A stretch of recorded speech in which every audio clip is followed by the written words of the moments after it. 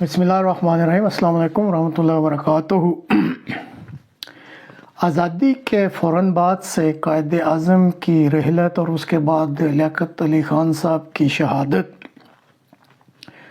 फिर इसके साथ मुख्तलिफ़ औक़ात में इस मुल्क में ज़लज़लों का आना, सैलाब की आफ़तें, ये चलता रहा। और फिर हम देखते हैं कि मुल्क ये जो मुख्तलिफ़ अदवार इस मुल्क ने देखे, उसमें फिर मुख्तलिफ़ सिविल हुकूमतें भी आती रहीं और फ़ौजी हुकूमतें भी। तो बजाय इसके कि ये मुल्क जो तरक्की की राहें इस पे खुलती, अगर हम दयानतदारी से जायज़ा लें तो वो तरक्की की राहें हमारे मुल्क में नहीं खुल सकी, बल्कि वक़्त के साथ साथ जो आवाम का तालीमी मयार था उसकी पस्ती में मज़ीद इजाफ़ा हुआ, गुरबत बहुत ज़्यादा हो गई, करप्शन बेइंतहा है, उकरबा परवरी है और ज़ाती मफादात जो हैं वो हर एक चीज़ पर तरजीह ले गए, और जो मुल्की वसाइल थे उसकी लूट मार और लूट खसूट जो है वो भी बहुत ज़्यादा है और हर रोज़ इसमें इजाफ़ा ही हो रहा है। बाज़ दफ़ा फ़ौजी हुक्मरानों ने ये गंद देखते हुए मुदाखलत की और कहा कि हम कौम को इस गंद से निजात दिलाएंगे, लेकिन फिर वक़्त ने देखा कि कुछ अरसे बाद वो भी इन्हीं चीज़ों में मुलव्वस हो गए और ये मुल्क से गंद ख़त्म ना हो सका। और अब फिर हमारा मुल्क जो है एक बहुत ही बड़ी आफत से जो दो चार है, जो कि सैलाबी सूरत हाल है, और फोरकास्ट के मुताबिक अभी इसमें मज़ीद शिद्दत आ सकती है, और ख़ास कर सितंबर के महीने में, जबकि मज़ीद ज़्यादा बारिशों का इम्कान है।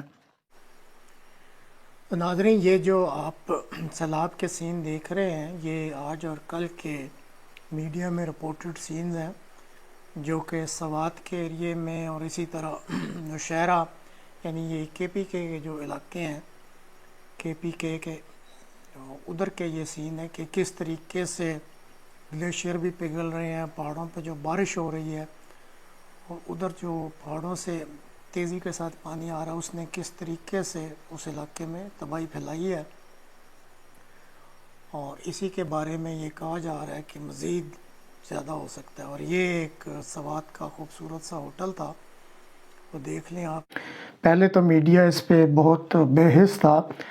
लेकिन बहरहाल कई तरफ से उसको तवज्जो दिलाई गई और अब वो कल और आज से बहुत ज़्यादा कवरेज दे रहा है, और अब अंदाज़ा हो रहा है कि वाकई ये बहुत बड़ी आफत है जिससे इस वक्त मुल्क दो चार है। अब ये यहाँ सवाल पैदा होता है कि हमसाया मुल्क भारत या इंडिया तरक्की कर रहा है, बांग्लादेश तरक्की कर रहा है, ये हमारे मुल्क के साथ ऐसा क्यों हो रहा है? बानिया पाकिस्तान जल्दी फोत हो, मुख्तलिफ़ हुकूमतें भी आती रहीं, फ़ौजी भी और सिविल हुक्मरान भी, लेकिन पिछले 75 साल में इस मुल्क ने तरक्की नहीं की, बल्कि तनज़्ज़ुली की तरफ है कई मैदानों में, जिसमें अखलाकियात भी शामिल हैं।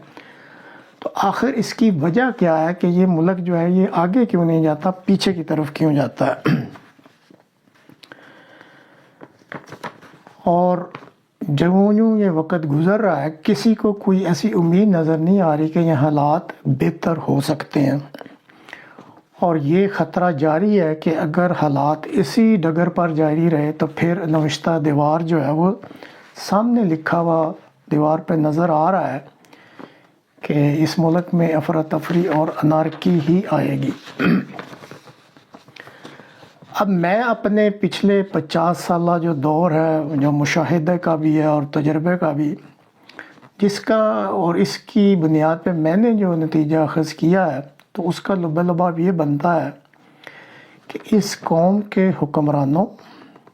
लीडरों, उलमा और अवामुन्नास,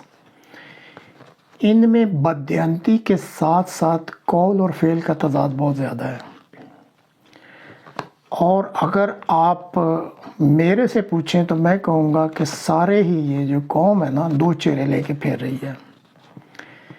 एक शख्स का असल चेहरा होता है और एक और चेहरा है जो वो दूसरों को दिखाने के लिए उसने बना रखा है। اب یہ میرا مشاہدہ اور تجربہ کیوں ہے، میں اپنے اس نقطۂ نظر کو ثابت کرنے کے لیے چند نکات آپ کے سامنے رکھتا ہوں۔ اب اس ملک میں جو حکمرانی کی جاتی ہے، چاہے وہ سول حکمرانی ہو یا وردی کی، حکمران ہمیشہ ایک حلف اٹھاتے ہیں، اور یہ ایک قول ہوتا ہے جو دہرایا جاتا ہے۔ ہر حلف میں یہ قول ہوتا ہے جس کا یہ عہد کرتے ہیں کہ میں ملکی اور قومی مفاد کو ہر صورت مقدم رکھوں گا۔ اب پہلے وردی والے کی بات کر لیتے ہیں۔ ان کی جہاں تربیت ہوتی ہے پاکستان ملٹری اکیڈمی کا کل، وہاں ایک بڑا ہال ہے اور اس میں چند اقوال لکھے ہوئے ہیں کہ سب سے پہلے ہر فوجی افسر نے قومی اور ملکی مفاد کو عزیز تر رکھنا ہے یا سب سے زیادہ ترجیح دینی ہے۔ اس کے بعد ان کو کہا جاتا ہے کہ آپ کے جو زیر کمان افراد ہوں ان کی آپ نے ان کا خیال رکھنا ہے، اور تیسرے نمبر پر پھر آپ نے اپنی ذات کا خیال رکھنا ہے۔ اب آپ بالکل دیانتداری سے بتائیں کہ یہ جو حلف اٹھاتے ہیں اور یہ جو اقوال ان کے تربیت گاہ میں لکھے ہوئے ہیں، اس پر کتنا عمل ہو رہا ہے؟ دیانتداری سے آپ خود اس کا فیصلہ کر لیں، اور آپ اچھی طرح جانتے ہیں سارا کچھ۔ جو میرے ذہن میں یادداشتوں میں 2 مرتبہ اس وردی والوں میں یہ واقعہ ہوا۔ ایک دفعہ مشرقی پاکستان میں فوجی کمانڈر تھے صاحبزادہ یعقوب علی خان، اس وقت جنرل تھے، لیفٹیننٹ جنرل۔ تو انہوں نے سارا جائزہ لیا، تو انہوں نے اپنے بالا افسران سے اختلاف کیا کہ یہاں پہ یہ جو آپ مجھے کہہ رہے ہیں کہ اس طریقے سے کریں، میری عقل اور سمجھ کے مطابق میں نے جو حلف اٹھایا ہے یہ قومی مفاد میں نہیں ہے۔ انہوں نے کافی انسسٹ کیا، تو آخر ان کو کہا گیا کہ جی آپ کمیشن سے ریزائن کریں اور واپس آ جائیں۔ چنانچہ انہوں نے ایسا کیا، لیکن اس شخص نے یہ جرات ضرور کی کہ اس نے اپنے جو اس کو حلف یا جو قول اس نے جس کا حلف لیا تھا اس کو ترجیح دی۔ اس کے بعد ایک اور واقعہ ہے جو ہسٹری میں ہے کہ ایک بریگیڈیئر صاحب تھے حبیب علی صاحب، انہوں نے جو حالات ہوئے یا خان صاحب کے وقت میں، تو ان کے ذہن میں شدید یہ خلفشار کہہ لیں یا انتشار سا تھا کہ اس شخص نے فوجی کمانڈر ہوتے ہوئے ٹھیک نہیں کیا۔ تو انہوں نے ان کو کہا کہ آپ نے اپنے جو حلف نامہ ہے اس کی پاسداری نہیں کی، آپ استعفیٰ دے دیں۔ وہ پہلے توڑی کرتی رہے، پھر انہوں نے خاصی جو ہے وہ دھمکی دی اور اس پہ عمل بھی کرنے کا اندیا دے دیا، تو مجبوراً پھر ان کو استعفیٰ دینا پڑا۔ لیکن اس شخص کے ساتھ کیا ہوا کہ اس ایفرٹ کو میوٹنی ڈکلیئر کیا گیا، اور اس کے بعد جو ان کو سزائیں دی گئیں، تو اس کے بعد جنہوں نے وہ سزائیں دیکھی اور سنی، انہوں نے کانوں کو ہاتھ لگا لیا کہ پاکستانی فوج میں آئندہ ایسا کبھی نہیں کرنا۔ اب آپ موجودہ چیف کو لے لیں، انہوں نے بھی تو حلف اٹھایا ہوا ہے، اسی اکیڈمی سے یہ تربیت یافتہ ہیں۔ قائد اعظم کا ایک فرمان ہے کہ فوج سول گورنمنٹ کی اوبیڈینٹ ہوتی ہے، جو سول گورنمنٹ کا ہے اس طرح کرنا ہے۔ یہ کیا کر رہے ہیں؟ یہ تو سب کو خود چلا رہے ہیں، اور اس وقت ان کا صرف ایک ایجنڈا ہے، اور وہ یہ ہے کہ میں نے عمران خان کو دوبارہ پاور میں نہیں آنے دینا۔ تو اب آپ یہ دیکھ لیں کہ حلف کی پاسداری یا وہ جو قول جو بطور حلف کے اٹھایا گیا تھا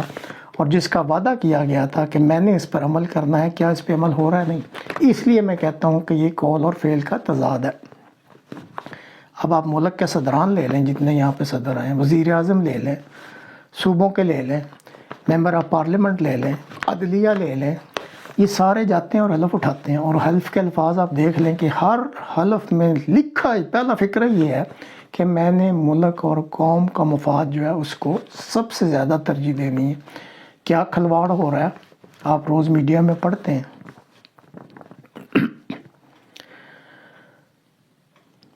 اب گزشتہ 30 برسوں سے جو 2 خاندان اس ملک پہ حکومت کر رہے ہیں، ان کا تو اتنا چرچا ہو چکا ہے، ان کا ذکر کرنے کی ضرورت ہی نہیں ہے۔ حلف سب نے اٹھائے تھے، اس کول جو تھا اس کا پاسداری کی، آپ سب سمجھتے ہیں ان کے وعدوں کا کیا بنا۔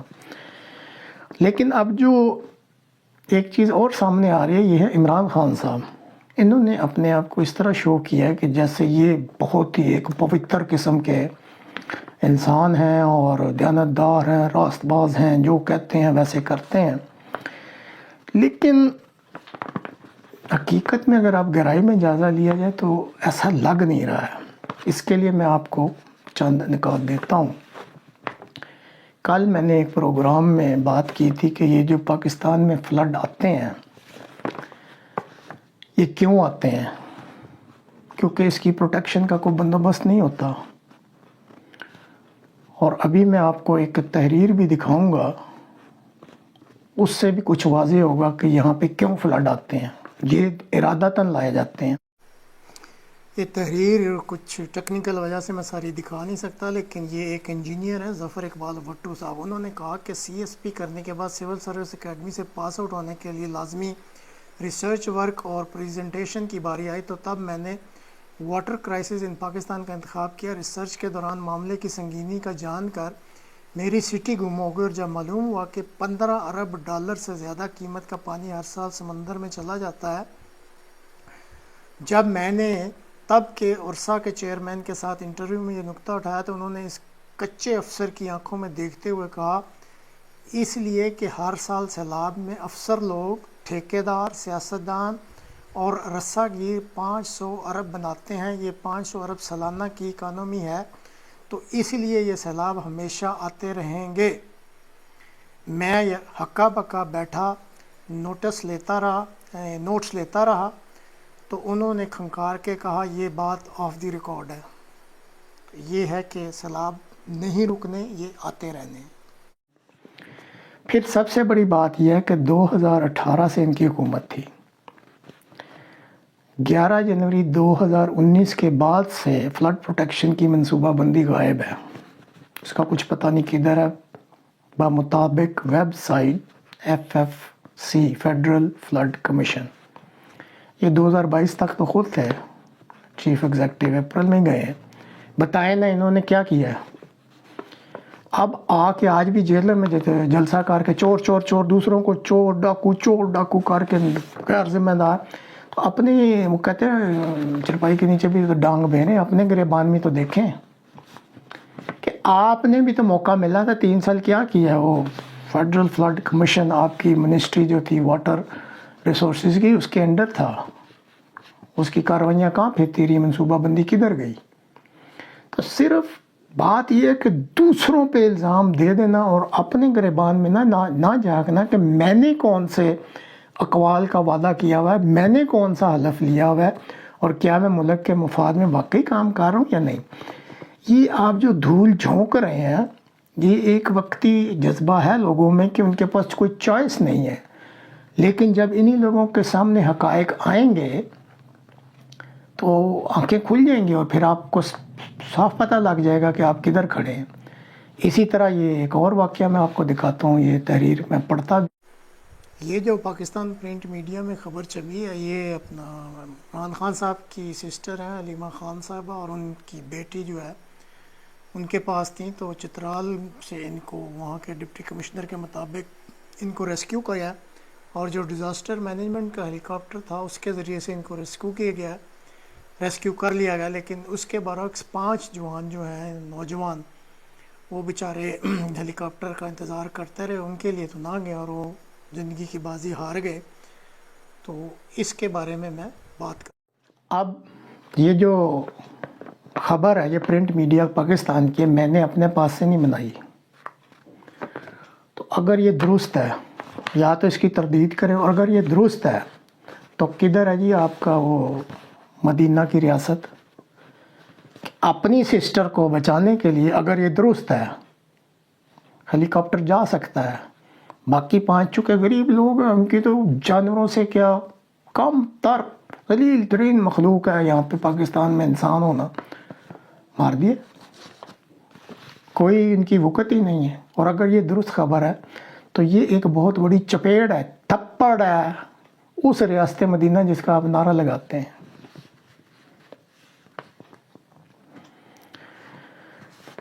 اسی طرح جیسے میں نے ذکر کیا تھا، یہ عدلیہ کے ججز ہیں، اعلیٰ ہوں یا ماتحت عدالتوں کے، آپ میڈیا پہ ان کی کرتوتیں سنتے رہتے ہیں، کیا وہ حلف نہیں لیتے؟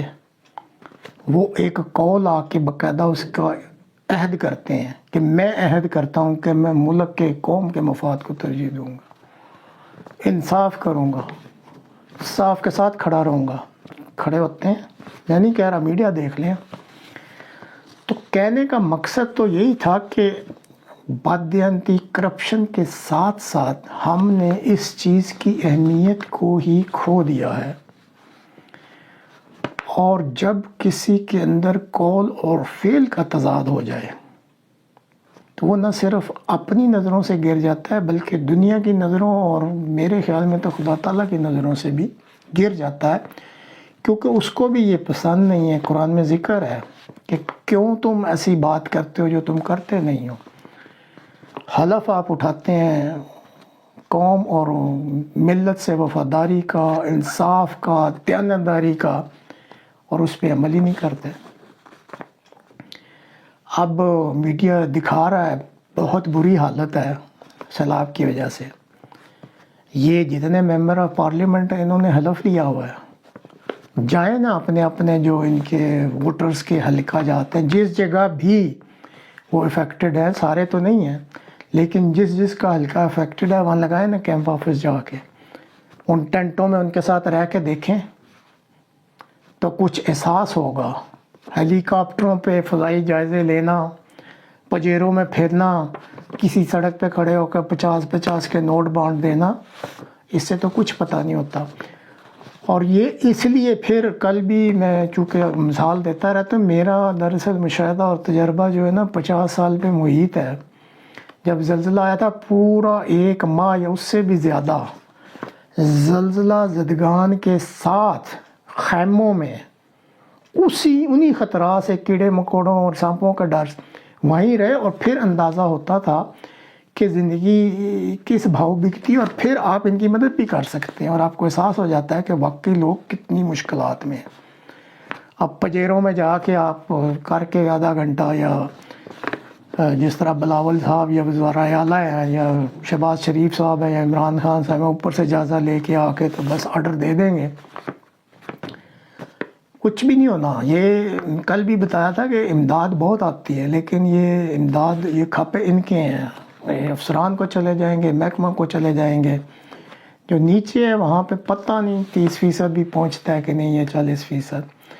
تو اگر تو واقعی آپ اپنے حلف کی پاسداری کرنا چاہتے ہیں، ان اقوال کی جن کا آپ نے وعدہ کیا ہوا ہے، یہ ذمہ داریاں لیتے ہوئے، تو پھر آپ کو جتنے ممبر آف پارلیمنٹ ہیں، چاہے وہ صوبائی اسمبلی کے ہیں یا قومی اسمبلی کے ہیں، جائیں اپنے اپنے حلقوں میں جہاں پہ اس وقت سیلاب ہے، کیمپ آفس کھولیں اور اپنی نگرانی میں جو واقعی مستحق ہیں اس طریقے سے کام کو کریں کہ جو ضرورت مند ہے اس کو مدد مل سکے۔ لیکن میں آپ کو لکھ کے دے سکتا ہوں، یہ آپ نوٹ کر لیں، کوئی بھی ان میں سے نہیں جائے گا، شاذ و نادر شاید کوئی ایک آدھ یا دوسرا کو چلا جائے،